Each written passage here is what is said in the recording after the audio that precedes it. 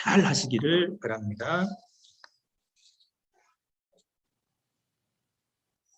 3월 첫째 주 우리 말씀 적용회에서 성막을 함께 공부하면서 성막의 이동 장소를 살펴보는 지리적인 배경도 공부를 했습니다. 지난주 개강한 우리 구약의 파노라마, 역사도 살펴보지만 구약의 중요한 지리적인 위치, 지리적인 배경도 찾아가면서 살펴보고 있습니다. 성경이 다른 종교 경전과 가장 큰 차이를 보이는 것이 지리입니다. 불교의 경전, 이슬람, 유교, 힌두교의 가르침, 지리적인 배경이 없거나 아주 제한적이지만 우리 하나님의 말씀은 곳곳에 역사적인 배경과 함께 지리적인 장소를 구체적으로 그리고 자세히 언급하고 있습니다. 성경을 평면적으로 이해하지 않고 입체적으로 이해하기 위해서 지리적인 위치는 반드시 확인하면서 성경을 읽을 수 있으면 정말로 좋겠습니다. 마가복음도 마찬가지입니다. 마가복음을 읽고 커피 브레이크 소그룹에서 말씀을 나누고 주일 설교 말씀을 들어도 말씀의 교훈과 함께 지리적인 장소가 나오면 지도해서 확인하면서 말씀을 읽고 들으면 성경이 지금보다 조금 더 입체적으로 실감나게 들릴 것입니다. 그동안 함께 살펴본 마가복음 1장 말씀 그리고 오늘 2장 시작하면서 예수님께서 다니신 중요한 장소를 확인하면서 성경을 읽으면 좋겠습니다. 먼저 이 슬라이드를 보시면 이스라엘 땅은 크게 세 가지 부분으로 구분되어 있습니다. 남쪽은 큰 지역으로 유대라고 합니다. 유대. 그다음에 가운데에는 사마리아라고 하는 지역이 있습니다. 그리고 북쪽에는 갈릴리라고 하는 큰 지역이 있습니다. 이 유대의 중심 도시 가운데 잊을 수 없는 두 도시는 예루살렘과 베들레헴. 우리 예수님이 탄생하신 장소는 유대의 베들레헴이셨고 예루살렘 성전이 있는 곳은 바로 유대의 예루살렘입니다. 가운데 지역으로 올라가면 수가라고 하는 예수님이 방문하셔서 복음을 전했던 우물가 여인을 만난 그러한 장소가 사마리아 지역의 수가는 가운데 지역에 있습니다. 북쪽 위로 쭉 올라가면 예수님께서 자라신 나사렛이라고 하는 동네가 있고 그리고 예수님께서 중요하게 사역을 하셨던 사역의 장소인 가버나움이 갈릴리 호수 바로 옆에 있습니다. 유대 땅은 왼쪽에는 큰 지중해가 있고 그리고 오른쪽에는 갈릴리 호수, 갈릴리 바다라고도 불리기도 하고 긴네렛, 게네사렛 호수라고 하는 갈릴리 호수가 큰 호수가 있고 맨 아래에는 소금바다, 사해 또는 여매라고 하는 그러한 바다가 있고 이 갈릴리 바다로부터 사해까지 연결되는 하늘고 긴 좁은 요단강이 있습니다. 이 갈릴리 바다가 어떻게 생겼는지 한번 가서 직접 확인해 볼 수 있으면 성경이 조금 더 입체적으로 보일 것입니다. 지도를 보시면 갈릴리 호수 보이시나요, 여러분? 너무 작게 나와 있는데 갈릴리 호수가에 보면 여러 중요한 도시들이 있습니다. 여러 중요한 도시 가운데 가장 중요한 도시는 가버나움이라고 하는 도시입니다. 가버나움. 그 가버나움이 어디에 있는지 갈릴리 호수 근처를 보면 높은 산들이 둘러싸여 있어서 이 산에서부터 비가 녹아서 눈이 녹아서 갈릴리 호숫가로 물이 모여들기 시작을 합니다. 마가복음 1장부터 우리 본문을 좀 읽어가면서 예수님께서 어느 장소를 다니셨는지 한번 지리적인 위치를 한번 확인해 보면 좋겠습니다. 마가복음 1장 4절과 5절 성경이 있으신 분들 한번 찾아보시면 좋겠습니다. 세례 요한이 광야에 이르러 죄 사함을 받게 하는 회개의 세례를 전파하니 온 유대 지방과 예루살렘 사람이 다 나아가 자기 죄를 자복하고 요단강에서 그에게 세례를 받더라. 어느 지역의 사람들이 예수님께 이 세례 요한에게 나왔습니까? 유대 지방, 그 유대 지방 가운데 핵심 도시인 예루살렘 사람들이 요단강으로 나와서 세례 요한에게 세례를 받았습니다. 마가복음 1장 9절 말씀. 그때 예수께서 갈릴리 나사렛으로부터 와서 요단강에서 요한에게 세례를 받으시고, 우리 예수님께서 자라신 갈릴리 지역에 있는 나사렛 도시에서 요단강까지 와서 요한에게 세례를 받으셨습니다. 그리고 이 세 번째 말씀, 마가복음 1장 14절 말씀. 요한이 잡힌 후 예수께서 갈릴리에 오셔서 하나님의 복음을 전파하여 이르시되 때가 찼고 하나님의 나라가 가까웠으니 회개하고 복음을 믿으라 하시더라. 예수님의 중요한 공생의 시작, 갈릴리입니다. 이 갈릴리 가운데 예수님께서 가장 많은 시간을 보내시고 가장 많은 이적을 행하시고 가장 많은 가르침을 주셨던 곳은 갈릴리 지역의 갈릴리 호숫가 옆에 있는 가버나움이라고 하는 중요한 도시입니다. 마가복음 1장 21절, 그들이 가버나움에 들어가니라. 예수께서 곧 안식일에 회당에 들어가 가르치심에. 오늘 본문 말씀도 마가복음 2장 1절 이렇게 말씀합니다. 수요일 후에 예수께서 다시 가버나움에 들어가시니 집에 계시다는 소문이 들린지라.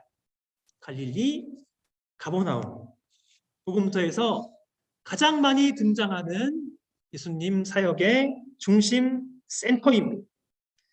여기에서 사랑하는 4명의 제자를 부르셨습니다. 베드로, 안드레, 야고보와 요한 제자를 부르셨고, 가버나움 회당에서 권세 있는 하나님 말씀의 가르침을 주셨습니다. 가버나움에서 수많은 병든 사람을 고쳐주셨습니다. 베드로의 장모의 열병도 고쳐주시고 수많은 이적과 기적을 행하신 곳 바로 가버나움입니다. 너무나도 사람들이 많이 몰려왔을 때는 잠시 한적한 곳에 가셔서 기도하시고 피하셨다가 예수님은 다시 그 가버나움에 오셔서 하나님의 말씀을 가르치시며 복음을 전파하시며 병든 사람을 치유하여 주셨습니다. 그런데 그런 가버나움을 향해서 마태복음 11장 23절 24절 말씀 보면 가버나움을 향해서 예수님은 이렇게 충격적인 말씀을 하셨습니다. 가버나움아, 내가 하늘에까지 높아지겠느냐? 음부에까지 낮아지리라. 내게 행한 모든 권능을 소돔에서 행하였더라면 그 성이 오늘까지 있었으리라. 내가 너희에게 이르노니 심판 날에 소돔 땅이 너보다 견디기 쉬우리라 하시니라. 그렇게 많은 시간을 보내시고 가르치시고 전파하시고 치유하신 하나님 나라의 중심 도시인 가버나움, 예수님 보시기에는 너무나도 교만합니다. 그러니 심판을 받기에 합당합니다. 갈릴리 가버나움의 문제, 무엇이 문제인 것입니다. 가장 큰 문제, 그들에게 믿음이 없습니다. 다른 문제가 아니라 믿음이 없는 것이 문제입니다. 사랑하는 여러분, 우리는 믿음이 있는지요? 우리의 믿음은 어떠한 믿음인지요? 하나님 나라 왕이신 우리 예수님께서 하나님 나라 백성인 우리에게 요구하시는 믿음은 어떠한 성격의 믿음인지요? 우리에게 믿음이 있다면 우리는 그 믿음으로 무엇을 하고 무엇을 추구하며 이 땅을 살아가고 있는지요? 우리 예수님이 우리에게 가장 중요하게 보시는 것이 다른 것이 아닙니다. 우리에게 믿음이 있는가? 우리의 믿음은 어떠한 환경에서도 예수님께 나아가는 믿음인가? 우리의 믿음은 혼자의 믿음도 좋지만 나의 믿음이 아니라 우리의 믿음, 예수님께 나아가는 그 믿음입니다. 마가복음 2장 3절부터 5절까지의 말씀, 우리 같이 한번 본문 찾아서 읽으면 좋겠습니다. 3절부터 5절까지입니다. 시작. 사람들이 한 중풍병자를 네 사람에게 메워 가지고 예수께로 올세 무리들 때문에 예수께 데려갈 수 없으므로 그 계신 곳에 지붕을 뜯어 구멍을 내고 중풍병자가 누운 상을 달아내고 예수께서 그들의 믿음을 보시고 중풍병자에게 이르시되 작은 자야 내 죄사함을 받았느니라 하시니라. 아멘.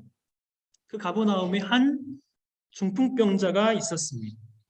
전신마비의 중풍병자, 그는 스스로 일어날 수 있는 능력이 없습니다. 누군가의 도움을 받아야 합니다. 그도 나병 환자처럼 참 비참한 사람입니다. 여러분 주변에 혹시 스트로크가 와서 고생하던 분을 보신 적이 있으신지요?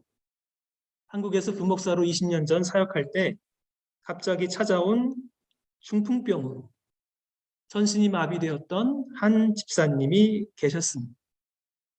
회사를 다닐 수가 없어서 하루아침에 직장을 잃으셨습니다. 그 남편의 지극한 사랑을 받던 여 집사님, 하루아침에 공주처럼 살다가 남편을 24시간 돌보는 시녀가 되었다고 눈물로 한탄을 하셨습니다. 하루아침에 집안의 가장이 중풍병으로 아무것도 못하게 되었습니다. 그 아내가 얼마나 힘이 들었는지. 그렇게 힘들고 어려운 순간에 집사님은 중풍병에 걸린 남편과 함께 정말 필사적으로 하나님께 나아왔습니다. 예배의 자리를 사모합니다. 기도의 자리를 간절히 사모합니다. 오직 하나님의 은혜 외에는 어떠한 방법을 구할 수 없기에 하나님께 나아오는 것을 간절히 사모합니다. 집에서 교회까지 1시간이 걸리는 그 먼 곳에서 얼마나 하나님이 주시는 은혜를 간절히 사모하며 나아왔는지. 그때 마침 제가 그 집사님이 계시는 교구를 맡아서 함께 기도를 하게 되었습니다. 집사님은 안타깝고 긍휼히 여기던 교구장 권사님께서 저에게 제안하셔서 목사님 힘드시겠지만 일주일에 한 번 우리 집사님 집에 찾아가서 함께 예배하며 기도하면 좋겠습니다. 저도 정말 그러고 싶었습니다. 저에게 있는 문제가 뭔가 운전을 배운 지가 얼마 안 된 시점입니다. 교회에 이 밴이 있는데 자동 변속이 아니라 수동 기어입니다. 그 밴을 가지고 1시간씩 운전을 해야 되는데 등에서 식은땀이 났습니다. 교회는 가파른 언덕에 있는데 1단, 2단, 3단, 4단이 기아 변속하는 것이 어찌나 그리 어려운지. 그런데 감사하게도 그 교회 밴 이름이 그레이스였습니다. 그래서 저는 그레이스를 너무나 좋아합니다. 그 그레이스를 끌고 권사님, 집사님들을 데리고 매주 한 번씩 그 집에 가서 함께 기도합니다. 우리 하나님이 얼마나 말씀의 은혜를 주시는지, 얼마나 기도의 은혜를 주시는지, 그 어려운 시기 참 하나님이 주시는 말씀과 기도로 말미암아 집사님도 그렇고 저도 그렇고 함께하는 권사님들, 집사님들과 함께 큰 은혜를 받는 시간이었습니다. 1년 정도 그렇게 열심히 집사님 댁을 방문한 것 같습니다. 미국으로 유학 올 때 가장 아쉽고 서운했던 거죠. 이제는 더 이상 집사님 가정을 방문하지 못하는 것이었습니다. 작년 봄에 그 집사님과 오랜만에 연락이 되어서 어떻게 지내는지 안부를 주고받았습니다.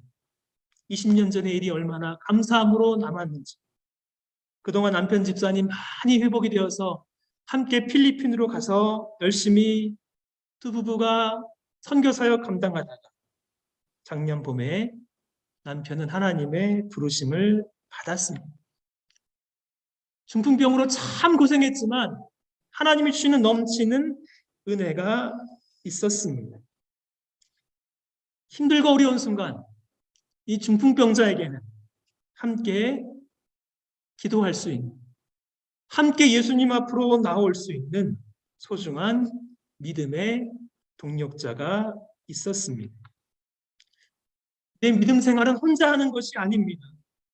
하나님께서 부족하고 연약한 우리에게 교회 공동체를 주신 이유는 서로 사랑하고 서로 신뢰하고 서로 의지할 줄 아는 믿음의 동력자, 기도의 동력자, 함께 한 마음으로 하나님의 은혜를 간절히 사모하는 은혜의 공동체가 되게 하기 위해서 우리 교회 갈릴리 장로교회를 주신 것입니다.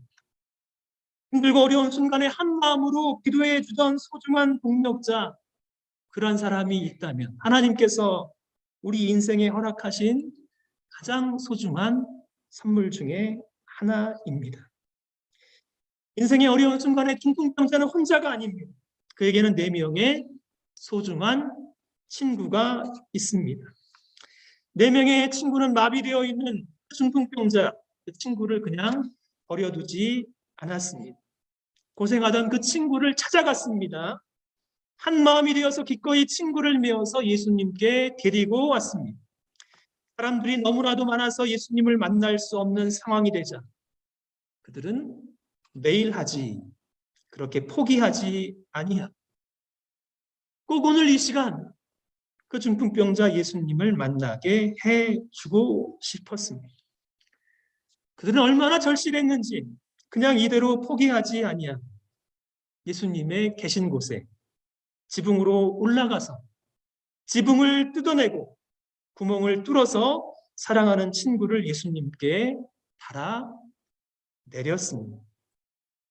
5절 말씀. 우리 예수님은 중풍병자의 내 친구의 행동을 그들의 믿음으로 보셨습니다. 그들의 믿음, 분명히 중풍병자를 예수님께 데리고 오던 친구의 믿음일 것입니다. 그런데 그 믿음은 중풍병자의 친구의 믿음만이 아닙니다. 중풍병자도 이토록 어려운 상황에, 절망적인 상황에 예수님께 나아가고 싶었습니다. 그러니 그 믿음은 친구들의 믿음과 중풍병자의 믿음입니다. 삶의 어려운 순간에 우리는 믿음으로 예수님께 나아갑니다. 혼자만 나아가지 아니하고 믿음의 동력자들과 함께 믿음으로 나아갑니다. 믿음의 동력자, 혼자 성경 읽고 혼자 기도하는 것, 우리 하나님 보시기에는 참으로 안타까운 것입니다. 교회는 부족하고 연약해도 함께 기도하고 함께 말씀을 붙들고 함께 삶을 나누는 우리는 믿음의 공동체입니다. 간절한 믿음으로 나온 중풍병자에게 우리 예수님, 그에게 무엇이 가장 필요한지 5절 이렇게 말씀합니다. 중풍병자에게 지금 중풍병에서 낫는 것보다 더 필요한 것이 있음을 보셨습니다. 예수께서 그들의 믿음을 보시고 중풍병자에게 이르시되 작은 자야 내 죄 사함을 받았느니라 하시니, 중풍병자와 내 친구의 믿음은 예수님께 나아가며 예수님은 얼마든지 이 심각한 병도 고쳐줄 수 있는 능력이 있다는 소중한 믿음입니다. 예수님은 중풍병도 고쳐주신다. 얼마나 소중한 믿음입니까? 그러나 우리 예수님 보시기에 지금 중풍병에서 낫는 것보다 더 중요한 문제가 있습니다. 바로 죄의 문제입니다. 인생의 가장 큰 문제, 병이 아니라 죄가 문제입니다. 우리 삶의 가장 큰 문제, 인생의 고난과 고생이 아닌 지독하게 자기중심적인 죄, 그것이 문제입니다. 우리의 죄성에서 나오는 죄들이 우리 인생의 가장 큰 문제입니다. 하나님께서 우리에게 성령으로 믿음을 선물로 주실 때 우리로 하여금 깨닫게 하시는 것입니다. 내가 얼마나 큰 죄인인가. 죄가 근본이고 죄가 뿌리입니다. 인간의 모든 문제는 바로 여기에서 나오는 것입니다. 중풍병에서 나은 사람이 죄의 문제를 해결하지 못하면 건강한 몸으로 그는 분명히 다시 죄를 지을 것입니다. 대학생 시절에 제가 참 존경하던 이 목사님, 설교자가 있었습니다. 영국의 로이드 존스 목사님. 그분의 설교와 그분의 책이 얼마나 좋았는지 구할 수 있는 책과 자료를 다 찾아서 공부하기 전에 성경을 한 장 읽고 이분의 책을 읽었습니다. 로이 존스 목사님은 얼마나 성경을 탁월하게 설교를 하셨는지 글자를 읽는 설교문이 머리에 마음에 큰 감동으로 남았습니다. 도서관에서 공부하다가 목사님의 설교를 읽으면 마음이 뜨거워져서 밤하늘을 바라보며 그 말씀대로 살 수 있기를 기도하며 목사님처럼 성경을 이해할 수 있으면, 그렇게 하나님을 사랑할 수 있으면 얼마나 좋을까. 그리고 평생 성경을 연구하고 하나님 말씀을 전하는 삶을 살 수 있으면 얼마나 행복할까, 그런 생각이 들었습니다. 목사님은 장래가 촉망되었다.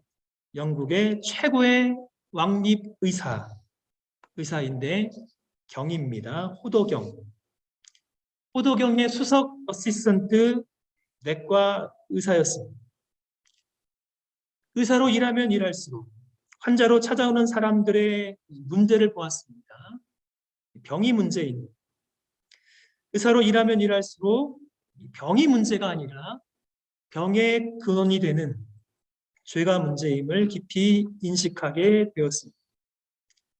의사로 병을 고쳐주면 사람들은 건강을 회복하고 더 큰 죄를 짓고 더 큰 병을 얻어서 다시 병원으로 찾아옵니다. 그러니 의사로 일하는 것보다 사람의 가장 근본적인 죄의 문제를 해결하는, 몸을 고치는 의사가 아니라 사람의 영혼을 고쳐주는 영혼의 의사가 되라.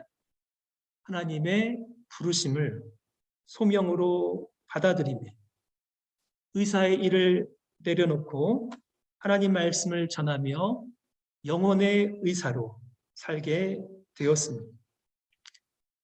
영혼의 의사 우리 예수님, 중풍병자를 향하여 지금 중풍병의 치유보다 더 중요한 죄 사함을 선언하십니다. 작은 자야, 내 죄 사함을 받았느니라. 사랑하는 여러분, 예수님을 인격적으로 만나 죄 사함의 은혜를 깊이 경험하셨는지, 이것이 우리 인생에서 가장 중요한 문제입니다. 여러분은 죄 사함의 은혜를 경험하셨는지, 나 같은 죄인 살리신 주의 은혜가 얼마나 놀라운지 그 은혜를 실제로 경험하셨는지, 예수님을 인격적으로 만난 믿음의 사람의 유일한 공통점은 다른 것이 아닙니다. 죄 사함을 받은 벅찬 은혜입니다. 죄 사함을 받은 벅찬 감사입니다. 그 은혜를 받은 사람은 마음이 뜨거워지고 자기도 모르게 눈물의 사람이 되고 심령이 가난한 사람으로 변화되어지는 것입니다. 로이드 존스 목사님이 의사의 삶을 포기하고 영혼의 의사가 되기로 결정한 가장 중요한 원인, 그분의 전기를 다시 한번 찾아보니 그분이 이렇게 고백을 합니다. 하나님은 나로 하여금 내가 죄인임을 알게 하셨습니다. 내가 죄와 허물로 죽은 죄인임을 알게 하셨습니다. 내가 세상의 노예이며 마귀의 노예이며 육신의 노예였음을 하나님이 알게 하셨습니다. 내 안에 선한 것이 거하지 아니함을 알게 하셨습니다. 그리고 나는 하나님의 진노 아래에 있으며 영원한 형벌을 향하여 나아가고 있음을 하나님이 깨닫게 하셨음을 알게 되었습니다. 하나님은 나로 하여금 내 모든 문제와 내 아픔의 진정한 원인은 하나님을 미워하고 죄를 사랑하는 악하고 타락한 본성임을 알게 하셨습니다. 이러한 것은 저뿐 아니라 여러분 모두에게 적용되는 사실입니다. 제 문제는 내가 악한 일을 했다는 데 있을 뿐 아니라 내 자신의 존재에서부터 잘못되어 있다는 점입니다. 그런 자기가 얼마나 하나님 앞에서 큰 죄인인지 깊이 깨닫게 되었습니다. 이 문제에서 건져줄 수 있는 유일한 분, 예수 그리스도, 그분의 은혜를 알게 되었습니다. 남은 생에 어떻게 살 것인가? 그냥 의사로 이렇게 사는 것도 참 좋겠지만 내가 깨닫게 된 이 은혜의 복음, 나의 인생의 가장 큰 문제를 해결해 주시는 예수 그리스도, 그분을 더 알아가고 그분을 전하는 삶으로 하나님의 부르심에 응답하게 되었습니다. 사랑하는 여러분, 이것을 깨닫는 것이 얼마나 복되고 이것을 깨닫는 것이 얼마나 중요한지, 자신의 죄를 깨달아 예수님을 통하여 죄사함의 은혜를 받은 사람, 용서함의 은혜를 받은 사람에게는 하늘이 열린 것입니다. 가장 큰 하나님의 은혜를 받은 사람입니다. 다른 것이 없어도 이 은혜를 받은 사람은 그 은혜가 너무나도 감사하고 감사해서 나 같은 죄인 살리신 하나님의 은혜를 일평생 찬송하며 살아갑니다. 사랑하는 여러분, 이 은혜를 받으셔야 합니다. 이 은혜가 여러분에게 있어야 하는 것입니다. 이 은혜가 여러분 인생 가운데 가장 중요한 것입니다. 이거보다 더 중요한 것이 없습니다. 죄사함의 은혜가 선포될 때 그때 동시에 복음의 역사, 마귀도 역사합니다. 6절과 7절 말씀. 예수님의 죄사함의 은혜의 선포를 들은 선포가 몹시 불편한 사람들의 생각이 있습니다. 6절과 7절. 어떤 서기관들이 거기 앉아서 마음에 생각하기를 이 사람이 어찌 이렇게 말하는가? 신성모독이로다. 오직 하나님 한 분 외에 누가 능히 죄를 사하겠는가? 중풍병자에게 죄사함의 은혜가 임했을 때 옆에 있던 하나님 말씀을 잘 알던 서기관의 마음에는 그 은혜 현장에 있음에도 불구하고 은혜가 아니라 마음에 큰 시험이 들었습니다. 신성모독이로다. 오직 하나님 한 분 외에 누가 능히 죄를 사하겠는가? 맞는 말입니다. 하나님 한 분 외에 누가 능히 죄를 사할 수 있는 사람이 있겠습니까? 서기관들이 생각하는 하나님께서 인간의 죄를 사해 주시는 방법이 있습니다. 레위기 23장 27절, 28절. 서기관은 이 말씀이 생각이 났을 것입니다. 여호와께서 모세에게 말씀하여 이르시되 일곱째 달 열흘날은 속죄일이니 너희는 성회를 열고 스스로를 괴롭게 하며 여호와께 화제를 드리고 이날에는 어떠한 일도 하지 말 것은 너희를 위하여 너희 하나님 여호와 앞에 속죄할 속죄일이 됨이니라. 서기관의 생각, 하나님께서 인간의 죄를 사해 주시는 죄사함의 방식이 있습니다. 유대원력 7월 10일 오직 대제사장만이 성소와 성막의 가장 거룩한 지성소에 들어가서 가장 거룩한 두 그룹 사이에 있는 속죄소에 피를 뿌려야 하나님이 죄를 사해 주시는 것이 가능한데 지금 이렇게 중풍병자의 죄를 사해 주시는 이분은 누구이신가? 오직 하나님만이 죄를 사할 수 있는데 지금 죄사함의 은혜를 선포하시는 이분은 누구란 말인가? 아무리 생각해봐도 이것은 신성모독이라는 것입니다. 8절부터 10절 서기관들의 마음의 악한 생각을 아셨던 우리 예수님 이렇게 말씀하십니다. 그들이 속으로 이렇게 생각하는 줄을 예수께서 곧 중심에 아시고 이르시되 어찌하여 이것을 마음에 생각하느냐.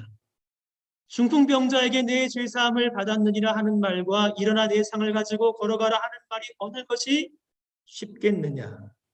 그러나 인자가 땅에서 죄를 사하는 권세가 있는 줄을 너희로 알게 하려 하노라. 중풍병자에게 내 죄사함을 받았느니라, 죄사함을 선언하는 문제와 일어나서 내 상을 가지고 걸어가라는 말 둘 중에서 어느 것이 더 쉽겠습니까? 여러분이 보기엔 이 둘 중에서 어느 것이 더 쉽겠는지. 중풍병자에게 내 죄사함을 받았느니라, 그것과 지금 일어나서 내 상을 가지고 걸어가라, 두 가지 중에서 어느 것이 더 쉽게 보이는지 여러분. 사람들이 보기에는 일어나서 내 상을 가지고 걸어가라는 거죠. 지금 현재 눈에 보이는 기적이 더 어렵게 보여줄 수도 있습니다. 왜냐하면 내 죄사함을 받았느니라, 보이지 않는 죄사함보다 눈에 보이는 기적이 더 중요하고 더 어려울 수도 있겠다는 거죠. 그러나 죄를 사하려면, 죄를 사해 주시려면 하나님이 아니고서는 죄를 사해 줄 수 없는 것입니다. 죄는 오직 누가? 사람이 아니라 오직 하나님만 사해 주시는 것입니다. 시편 우리 103편 1절부터 5절까지의 말씀 보면 시인이 간절히 찬양하는 찬양의 가사가 있습니다. 내 영혼아 여호와를 송축하라. 내 속에 있는 것들아 다 그의 거룩한 이름을 송축하라.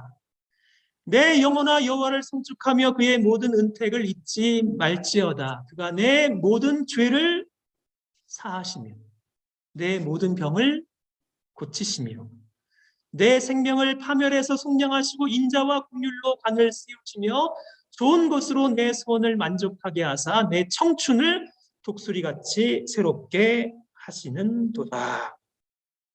우리의 모든 죄악을 사하시는 분이 계십니다. 병을 고치시는 분이 계십니다. 살아계신 우리 하나님.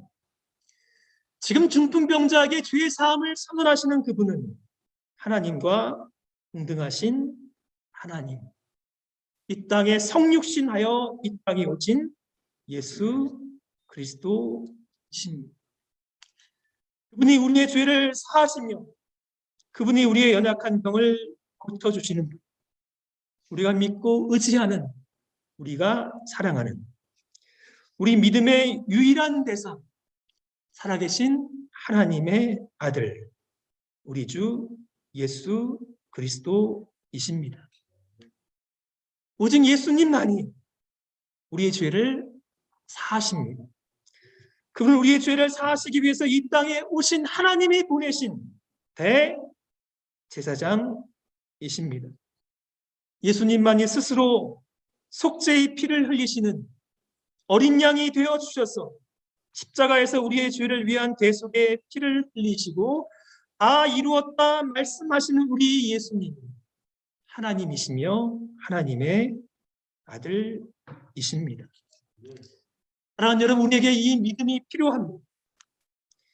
이 믿음이 가장 필요합니다. 우리 인생의 문제, 인생의 고난의 문제, 내 삶의 문제, 우리 예수님께 가지고 와야 하는 것입니다. 그것이 믿음입니다. 믿음의 사람들과 함께 있으면 믿음으로 생각하고 믿음으로 사고하고 믿음으로 행동합니다. 믿음의 사람들과 함께 기도하고 함께 삶을 나누고 함께 말씀을 나누면 믿음의 더 강력한 믿음의 공동체가 되는 것입니다.